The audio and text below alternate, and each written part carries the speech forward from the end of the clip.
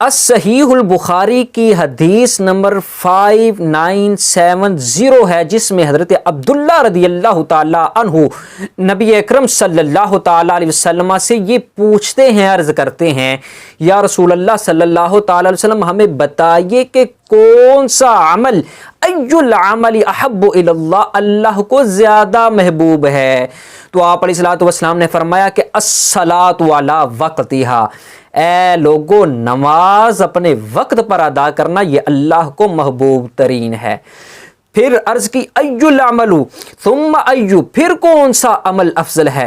تو آپ علیہ الصلوۃ والسلام نے فرمایا بر الوالدین، یعنی اپنے والدین ماں باپ کے ساتھ نیکی کرنا، حسن سلوک کرنا، یہ اللہ تبارک و تعالیٰ کو بہت زیادہ پسند ہے۔ پھر آپ علیہ الصلوۃ والسلام سے عرض کی ثم ایو، پھر کون سا افضل ہے یا رسول اللہ؟ تو آپ علیہ الصلوۃ والسلام نے فرمایا الجہاد فی سبیل اللہ، اللہ کے راستے میں جہاد کرنا اللہ تبارک و تعالیٰ کو ان دونوں کے بعد زیادہ محبوب ہے۔